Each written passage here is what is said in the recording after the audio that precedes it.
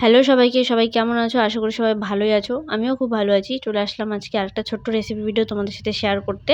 তো আজকে ভাত দিয়ে খাওয়ার মতো কোনো রেসিপি আমি করছি না। তো আজকে করছি নাড়ু, নারকেলের। দেখতেই পাচ্ছ তোমরা, নারকেল নিয়ে যেহেতু বসেছি সেই কারণে নারকেলের নাড়ুটাই হবে। তো দেখো এখানে আমি ২ টা নারকেল নিয়েছি। নারকেলটা এবার ভালো করে ছুলে নিয়ে ফাটিয়ে নিয়ে বসে গেছি। এবার ওই কোড়ানোর যে জিনিসটা আছে, হাত দিয়ে কোড়ায়, সেটা আমি নিয়েছি। কারণ না বটিটা আমার কাছে নেই। বটি দিয়ে যে কোড়ায় ওটা নেই, সেজন্য আমি এটাই নিয়েছি। আর এটা দিয়ে একটু বড় বড় হয়, কিন্তু এটা আর কি একটু করতে অসুবিধা হয়। কিন্তু এটার যে ঝুড়িটা হচ্ছে নারকেলের, সেটা একটু বড় বড় হচ্ছে এটাই। খাঁজগুলো একটু বড় বড় থাকে এটার। তো যাই হোক, কিছুটা আমি করলাম, কিছুটা আমার মা করে দিল। মার কাছে নিয়ে গেছিলাম, মা করে দিল।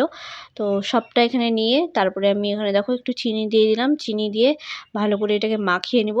এটা মাখাচ্ছি তার কারণ আমি যেটা করছি সেটা হচ্ছে একটু বড় বড় আছে। আর মা যেটা করছে, মা বটি দিয়ে করছে, মায়ের ওখানে বটি দিয়ে। তো সে কারণে ওটা একটু ঘন হয়েছে আর ছোট ছোট হয়েছে, ওটা গলে যাবে।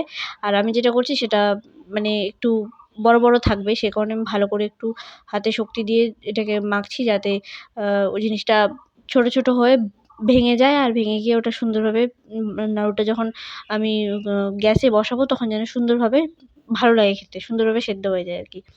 তো দেখো তারপরে ভালো করে মাখানো কমপ্লিট হয়ে গেল। যখন একটু নরম নরম হয়ে গেল, মানে নারকেল থেকে যে একটা রস বেরোয় গেল, তারপর আমি এটাকে একটা কড়াইয়ের মধ্যে নিয়ে নিলাম। এবার আমি গ্যাস অন করে গ্যাসে বসিয়ে দিয়েছি। এবার এটা আস্তে আস্তে একদম লো ফ্লেমে আস্তে আস্তে হতে থাক। একটু একটু করে নাড়াচাড়া করে দিতে হবে, নয়তো লেগে যাবে। এখানে আমি চাইলে এলাচও দিতে পারতাম, কিন্তু এলাচটা আমার পছন্দ না, সেই কারণে আমি দেইনি। অনেকে দেয়। তো যাই হোক, এখানে দেখো একটু কালারটা চেঞ্জ হয়েছে, তোমরা দেখতে পাচ্ছ। সে একটু সামান্য কালারটা চেঞ্জ হয়েছে। আর আমার তো নারকেলের নাড়ু খেতে ভীষণ ভালো লাগে। তোমরা কারা কারা পছন্দ করো অবশ্যই কিন্তু কমেন্টে জানাতে ভুলবে না, ঠিক আছে?